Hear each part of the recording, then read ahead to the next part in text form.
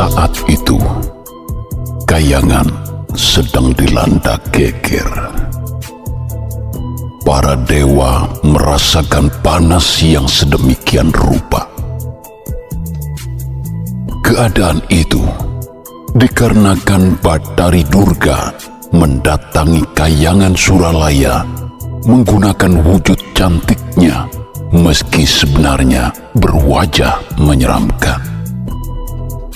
Dia langsung menemui Bathara Guru di Balai Mercu Puntomani.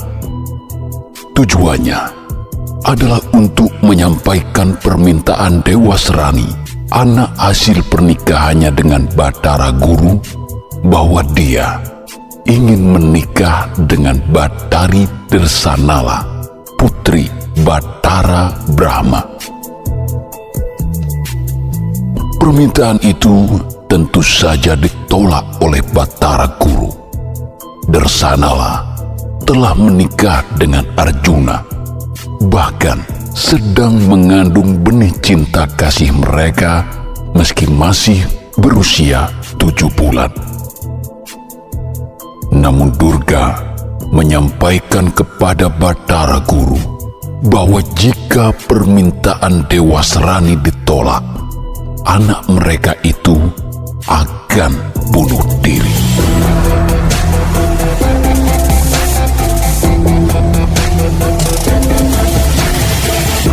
Mendengar kabar yang demikian, Bathara Guru terkesiap. Bagaimanapun juga, Dewa Serani adalah anaknya sendiri. Maka demi mengabulkan permintaan anaknya itu, Bathara Guru lepas diri. Dia mengikuti nafsunya dengan berkehendak menikahkan Dewa Serani dan Dersanala, asalkan Dersanala bercerai dulu dengan Arjuna. Agar pernikahan Dewa Serani bisa secepatnya digelar, maka janin yang dikandung Dersanala harus segera dilahirkan dengan paksa tanpa perlu menunggu saat kelahirannya. Selanjutnya, agar jiwanya sempurna, bayi itu harus diceburkan ke kawah Candra di muka.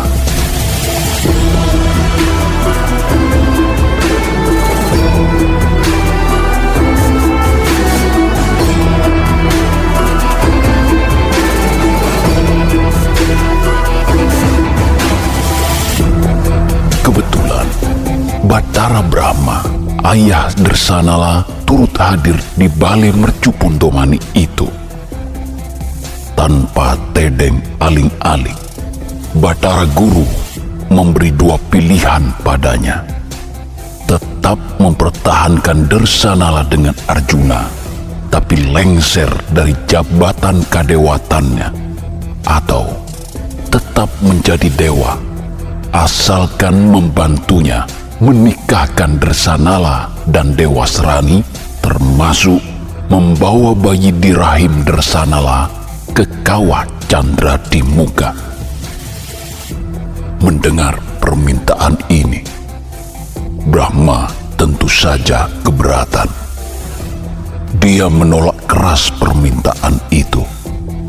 Tapi Bathara Guru justru marah dengan penolakan itu. Dengan kesaktiannya, Brahma diancam. Dia akan dirubah menjadi belatung atau cacing jika tidak mau menuruti permintaannya. Tentu saja Brahma ketakutan. Maka apa boleh buat, Brahma terpaksa memisahkan hubungan cinta Arjuna dengan putrinya. Brahma juga menyatakan kesanggupannya untuk menggege kelahiran bayi dari rahim putrinya, lalu menyempurnakan bayi itu di kawah Candra di muka. Untuk melaksanakan hal itu, Brahma kemudian pamit undur dari hadapan Bathara Guru, pulang ke Argadahana.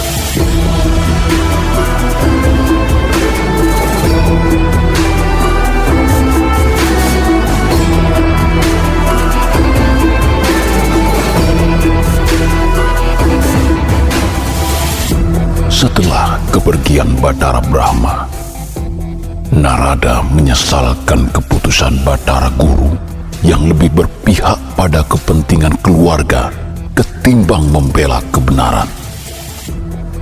Sebagai parampara, Narada memberikan saran kepada Bathara Guru agar membatalkan niatnya untuk menikahkan Dewasrani dengan Dersanala. Oleh Bathara Guru, saran Narada hanya dianggap angin lalu. Bahkan nasib Narada berakhir. Dia dilengsarkan dari jabatannya sebagai patih, diusir dari Kayangan Suralaya. Berkat kepribadiannya yang tidak silau dengan jabatan, secara gagah Narada menerima keputusan itu.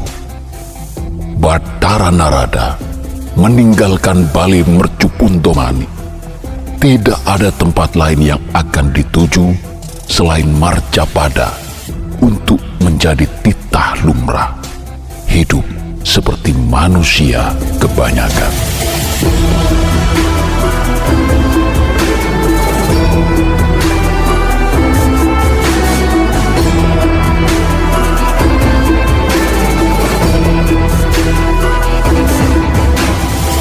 Usai mendengar persetujuan ayahnya, di Bale Irung Kerajaan Tunggul Malaya, Dewasrani duduk di singgasana dengan wajah gembira. Di hadapan Patih Somodento, Tumenggung Panikas Jonggo, Tumenggung Surotikto, para abdi percineman serta para punggawa lainnya, Dewasrani menyampaikan kabar bahwa mimpinya untuk menyunting Dersanala akan segera menjadi kenyataan. Kedua orang tuanya, Bathari Durga dan Bathara Guru, telah merestuinya. Dewasrani berjanji akan merayakan pesta pernikahan mereka dengan besar-besaran. Semuanya boleh berpesta pora. Hanya saja, sebelum semuanya terjadi, Dewasrani memerintahkan pada para pejabatnya itu untuk mencegat Bathara Narada yang hendak turun ke Marcapada. Dia tidak boleh sampai di sana dan harus segera kembali ke Kayangan Sutuk Banguntalutan. Dewasrani khawatir Narada akan menyebarkan berita di Marcapada bahwa dirinya telah merusak pager ayu. Sebagai abdi yang setia pada sesembahannya, para punggawa Tunggul Malaya mematuhi perintah Dewasrani. Mereka bergegas meninggalkan Bale Irung. Di bawah pimpinan Patih Sumodento, mereka berkumpul di alun-alun Pungkuran untuk mengatur barisan raksasa. Sesudah Bende dipukul 3 kali, pasukan raksasa Tunggul Malaya mendaki Kayangan Suralaya, mencegah Bathara Narada agar tidak turun ke Marcapada.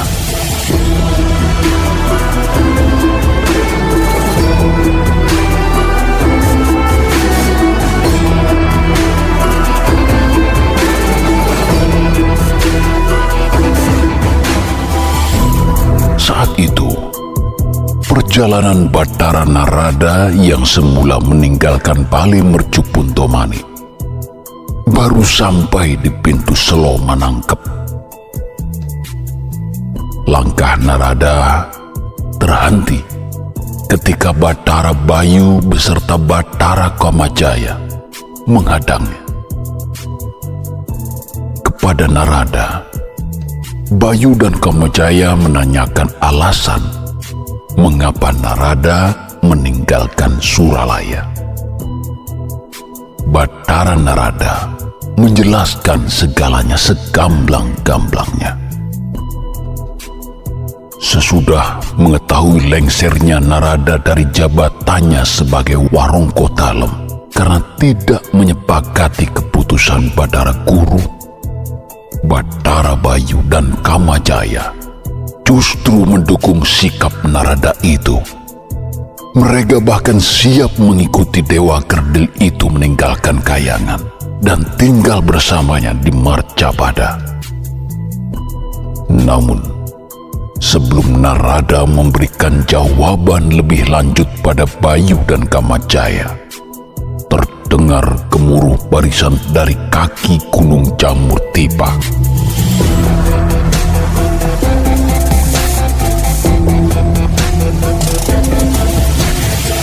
Taulah mereka kemudian bahwa itu adalah suara barisan Tunggul Malaya.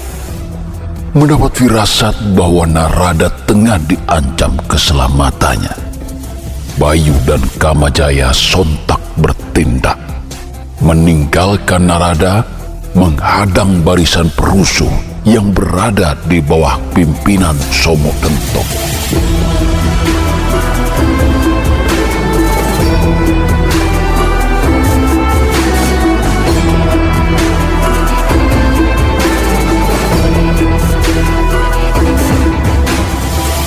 Maka demikianlah yang terjadi.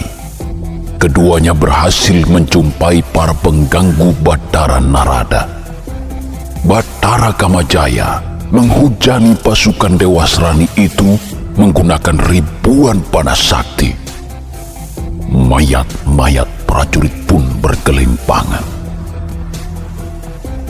Menyaksikan separuh pasukan Tunggul Malaya tewas, Patih Somodento tampil sebagai pahlawan perang.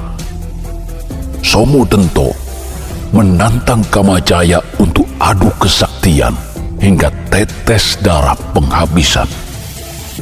Namun, sebelum Kamajaya turun ke daratan, dari atas Bathara Bayu menerjang Somodento hingga terjungkal jauh ke belakang, menjauh dari gelimpangan mayat-mayat prajuritnya ke area kosong.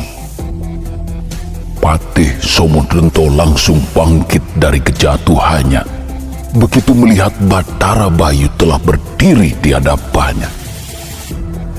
Dengan jurus-jurus andalannya, Somodento menyerang Bayu. Keduanya terlibat pertarungan yang sama sekali tidak seimbang, karena kemampuan Bathara Bayu di atas rata-rata. Kala itu, dia hanya mempermainkan Somodento ke sana kemari, membuatnya kelelahan dan menjadi begitu capek. Saat itulah, Somodento dihujani berbagai tendangan, hingga tubuhnya menjadi terasa remuk redam. Karena tidak mau berlama-lama lagi, Somodento kemudian kembali ditendang hingga terpental jauh di balik semak belukar.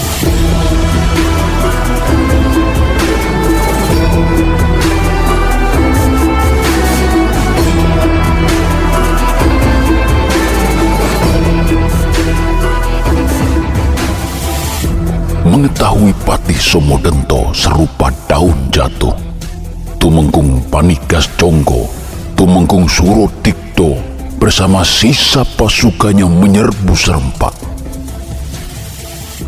Karena tidak ingin berlelah-lelah, Bathara Bayu langsung amata aji Bayu Bajra.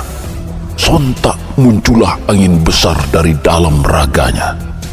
Angin itu menerpa pasukan Tunggul Malaya. Tanpa sisa, mereka terpental seperti pasir di tepi samudra yang dihempaskan badai.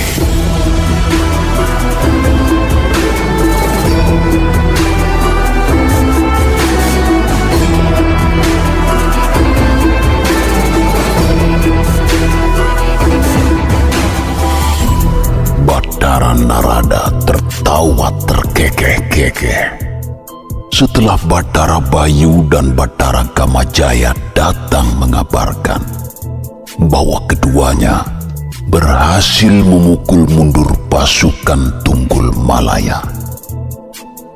Narada kemudian memerintahkan kepada keduanya agar datang ke Amarta, mengabarkan pada Pandawa, terutama Arjuna, bahwa istrinya Dersanala dalam bahaya. Batara Bayu dan Batara Kamajaya kemudian undur diri dari hadapan Batara Narada. Keduanya terbang bagai sepasang burung menuju negeri Amarta. Selepas kepergian keduanya, Narada menyusul turun ke Marcapada. Tujuan Narada adalah desa Karangkapolotan. Dia ingin menemui Kiai Semar yang merupakan perwujudan dari Batara Ismaya. Di Kayangan Argadahana, Batara Brahma menemui anaknya Dersanala. Kepada Dersanala, Batara Brahma menyampaikan segala yang terjadi, bahwa dia diminta oleh Batara Guru untuk menceraikan putrinya itu dengan Arjuna. Dia juga diminta untuk menggigit kelahiran bayi dari rahim putrinya itu sebelum dinikahkan dengan anak Batari Durga, Dewasrani. Jika tidak, dia akan dirubah menjadi belatung atau cacing. Karena kasihan dengan ayahnya itu, dan ingat bahwa jodoh adalah kodratan pisau Winiradat, Dersanala kemudian bersedia memenuhi perintah Batara Guru. Dersanala merelakan calon bayinya untuk dilahirkan sebelum masanya. Meskipun dengan berat hati, Dersanala juga pasrah untuk dinikahkan dengan Dewasrani. Hanya ada satu syarat yang diajukannya sebelum menikah. Dewasrani harus mampu mengalahkan Arjuna terlebih dahulu. Dengan penuh kesedihan, Batara Brahma kemudian mengarahkan tangannya ke perut Dersanala. Cahaya terang yang muncul dari tangannya membuat seisi perut Dersanala seperti disedot begitu kuat. Betapa hancur perasaan Batara Brahma maupun Dersanala kala itu. Anak Dersanala dipaksa lahir meski belum waktunya. Sang bayi harus dihadapkan pada Batara Guru sebagai bukti bahwa perintahnya telah dilaksanakan. Sesudah terlahir, bayi laki-laki itu begitu mirip dengan ayahnya Arjuna. Dia kemudian digendong Brahma, sementara kepada Dersanala dikatakannya bayi itu akan dihadapkan kepada Batara Guru untuk diberi nama. Mendengar alasan yang demikian, Dersanala hanya mengangguk, merelakan keduanya pergi.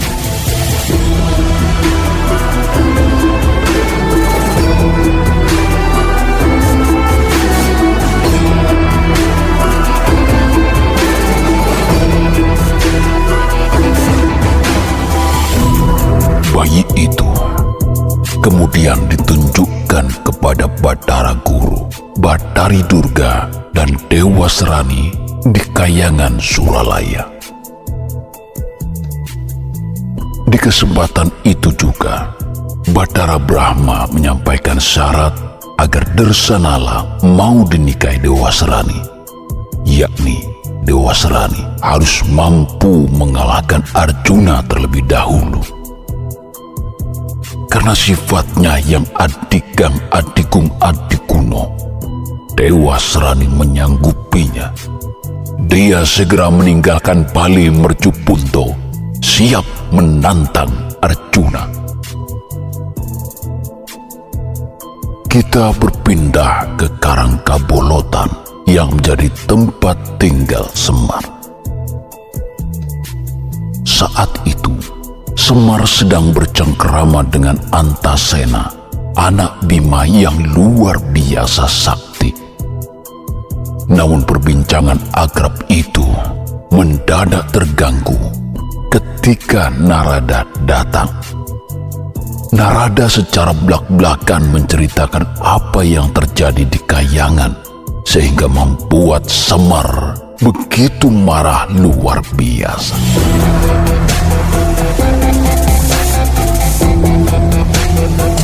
Kemarahan yang membawa dampak dahsyat hingga menyebabkan Kahyangan terjadi koro-koro yang menyiksa.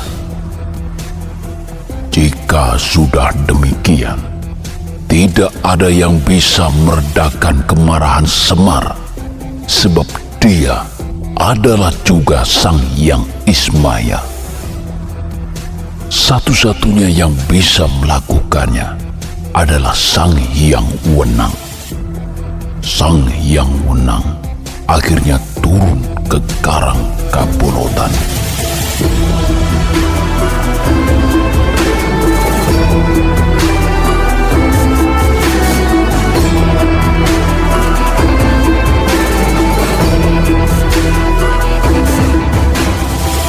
Diyakini oleh Semar, Narada, dan Antasena bahwa kehadiran Sang Hyang Wenang di desa Karangkabolotan akan memberi keadilan pada Bathara Guru yang telah menyalahgunakan kekuasaannya sebagai Raja para Dewa.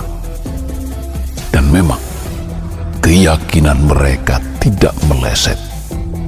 Sang Hyang Wenang berjanji akan menyelamatkan putra Arjuna dari lumpur kawah Candra di muka. Dia juga berjanji akan memberikan keadilan pada Bathara Guru dengan caranya sendiri. Berkat kemampuannya untuk mengetahui gerak seluruh makhluk di jagat raya, Sang Hyang Wenang mengetahui bahwa kala itu Brahma yang membawa bayi Arjuna sudah berada di tepi kawah Candra di muka. Karena ingin menyelamatkan sang bayi, Sang Hyang Wenang beserta Semar, Narada, dan Antasena memutuskan untuk bersama-sama berangkat ke Kahyangan. Selain menyelamatkan anak Arjuna, Sang Hyang Wenang juga hendak menegakkan keadilan di jagat kadewatan yang sedang terusi oleh ulah Bathara Guru.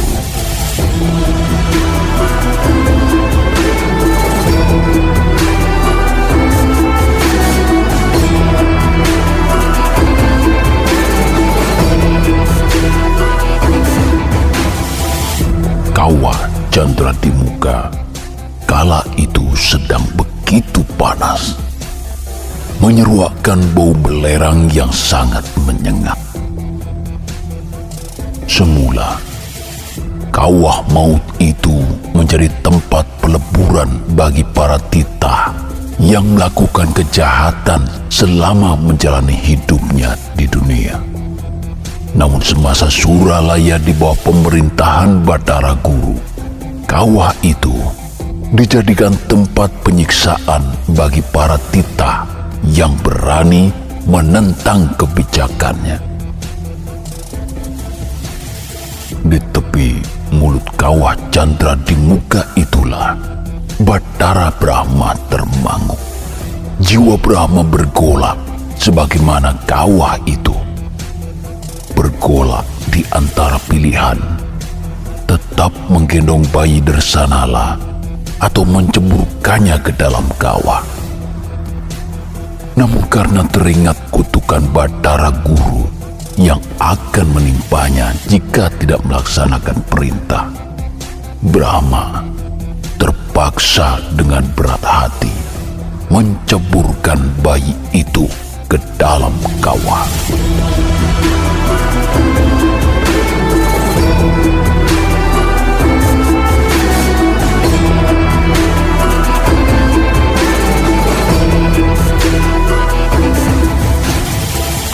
sepersekian jarak sebelum menyentuh kawah. Sang Hyang Wenang menyatukan jiwanya dengan si jabang bayi. Akibatnya, meski sudah terbenam di dalam lumpur kawah, bayi itu tidak luluh lantak, melainkan secara aneh tumbuh cepat menjadi dewasa.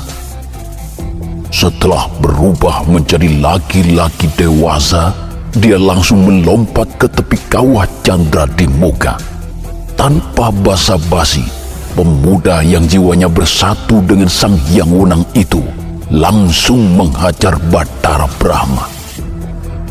Karena tidak mampu menghadapi kesaktian pemuda itu, Bathara Brahma lari lintang pukang menuju puncak Suralaya, meminta bantuan Bathara Guru. Bathara Narada yang telah sampai juga di tempat itu bersama Semar dan Antasena, kemudian memberi nama pemuda itu sebagai Wisanggeni, yang artinya racun api. Wisanggeni tidak mau membiarkan Brahma lari begitu saja. Dia menyusul pelarian Bathara Brahma dengan segera. Melihat Wisanggeni bersiap mengobrak-abrik kayangan Suralaya yang berisi para dewa-dewi sakti, Bathara Narada, Semar dan Antasena merasa Wisanggeni akan butuh bantuan. Mereka kemudian secara bersama-sama menyatukan cipta, rasa, dan karsa. Penyatuan diri ketiganya akan menghasilkan perwujudan seekor gajah putih berukuran besar dengan nama Kiai Tridharma. Perwujudan mereka itulah yang nantinya akan membantu Wisanggeni mengobrak-abrik kayangan Suralaya, sekaligus menghalangi pernikahan Dewa Serani dan Dersanala.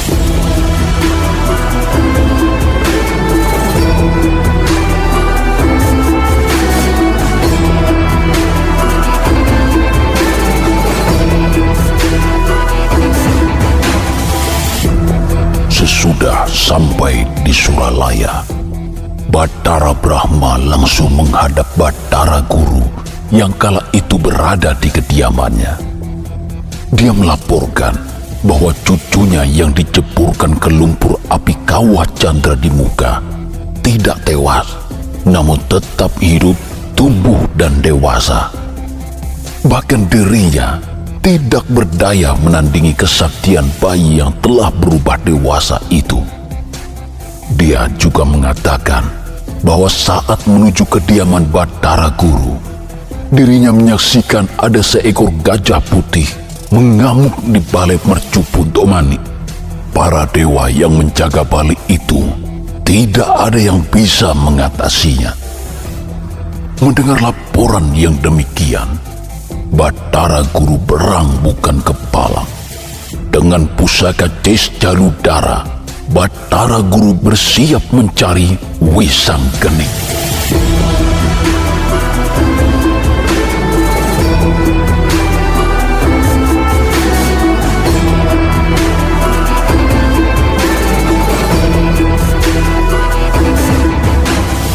Usai Bathara Guru menemukan keberadaan Wisanggeni di repat kepanasan, perang tanding pun tidak terelakkan.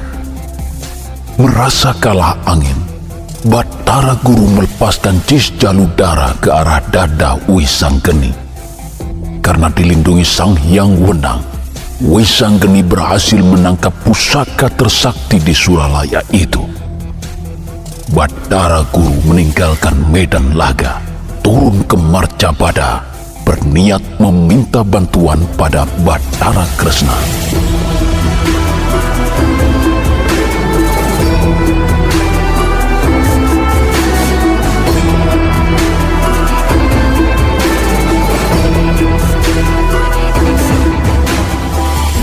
Dikisahkan di tempat lain, di penangkilan negeri Amarta, Prabu Yudhistira beserta Bima Arjuna, Nakula, dan Sadewa menerima kehadiran Bathara Bayu dan Bathara Kamajaya.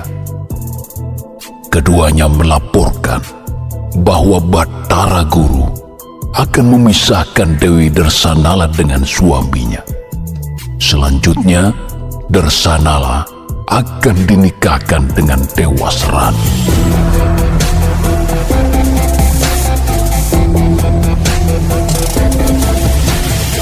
Mendengar laporan dari kedua dewa itu, Yudhistira menjadi sangat murka.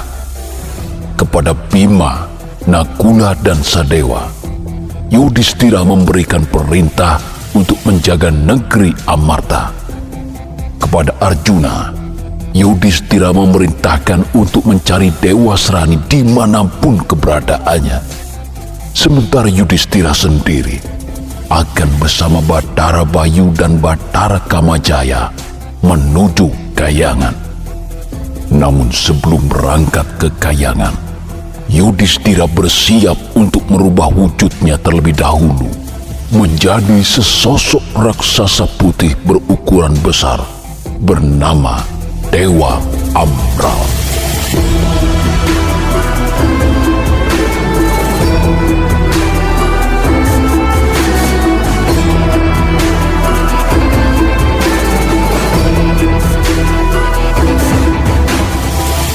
Baru saja meninggalkan tapal batas Amarta, Arjuna bertemu Dewasrani yang memang juga sedang mencarinya. Keduanya langsung terlibat pertarungan sengit. Arjuna menggunakan keris pusaka saktinya Kiai Pulanggeni yang memiliki daya luar biasa. Meski telah bersenjatakan gada pusaka, Dewasrani justru jadi bulan-bulanan Arjuna. Dia hajar habis-habisan. Tidak perlu menusukkan keris ke Dewasrani, hanya dengan mengarahkan Pulanggeni ke tubuh lawannya saja, Dewasrani sudah seperti dikepuk palu kodam besi berukuran besar. Akibatnya, Dewasrani terpaksa melarikan diri dari pertarungan, pulang ke negerinya Tunggulmalaya. Setelah membiarkan Dewasrani pergi, Arjuna kemudian menuju Kayangan Argadahana untuk menemui istrinya Dersanala.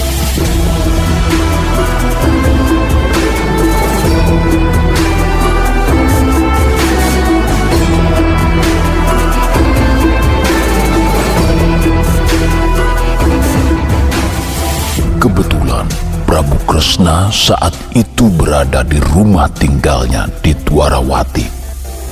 Dia terkejut karena secara tiba-tiba Bathara Guru datang.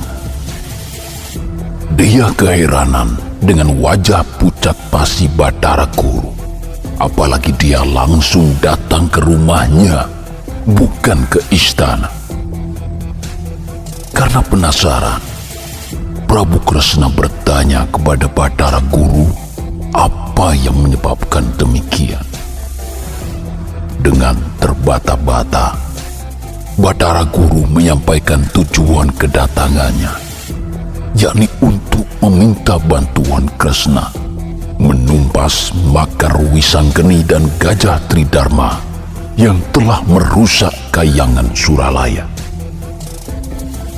Karena iba melihat Bathara Guru yang nampak mengenaskan, tanpa berpikir panjang, apalagi menanyakan penyebabnya, Kresna menyanggupi untuk menjadi jago para dewa, menumpas Makar Wisanggeni dan Gajah Tridharma di Suralaya. Sebelum berangkat ke Suralaya, Kresna merapal ajian yang bisa merubah dirinya menjadi sesosok raksasa berkulit hitam legam bernama Bolosrewu. Dengan perwujudan itulah dia akan menyelesaikan Wisanggeni yang telah mampu mengobrak-abrik Kayangan Suralaya.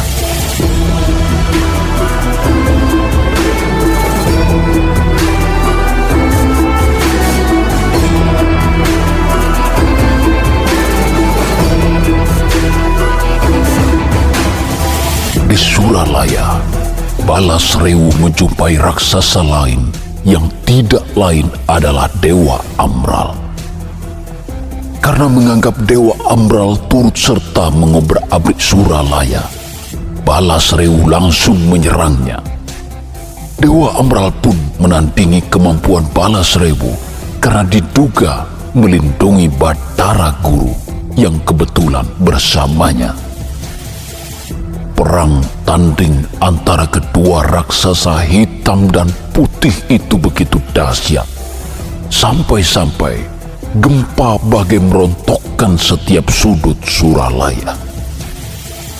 Di sisi lain, gempa yang ditimbulkan keduanya memancing perhatian Wisanggeni yang sedang menunggangi Gajah Tridharma. Keduanya segera bergerak menuju sumber penyebab.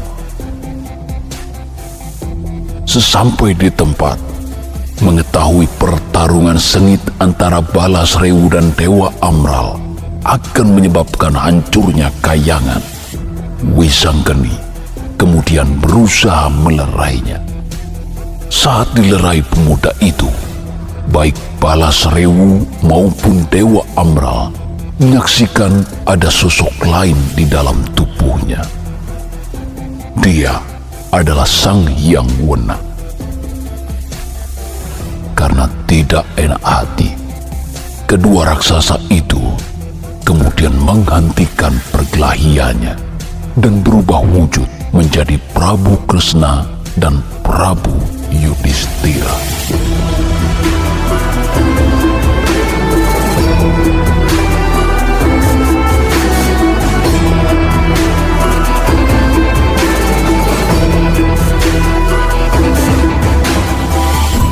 Bersamaan dengan itu pula, Sang Hyang Wenang keluar dari raga Wisanggeni. Demikian pula Gajah Tridharma kembali berubah wujud menjadi Bathara Narada, Semar, dan Antasena. Kepada Bathara Guru, Sang Hyang Wenang memberi peringatan keras agar dia mampu menjadi raja para dewa yang adil dan bijaksana. Dia juga harus menerima kembali Bathara Narada untuk menjadi patihnya. Bathara Guru berjanji untuk kembali menjadi pemimpin yang adil dan berpedoman pada ajaran Hastabrata. Melihat ketulusan Bathara Guru, Sang Hyang Wenang pun kemudian mengampuninya.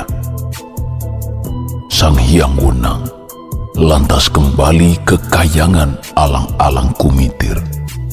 Sementara Wisanggeni, Prabu Yudhistira, Prabu Kresna, Semar, dan Antasena diajak oleh Bathara Brahma pulang ke kayangan Argadahana. Di sana, mereka akan bertemu dengan Arjuna yang telah lebih dahulu tiba. Mereka semua akan merayakan upacara syukuran atas kelahiran Wisanggeni, seorang manusia setengah dewa yang kemudian akan tinggal di kayangan Dersilo Geni.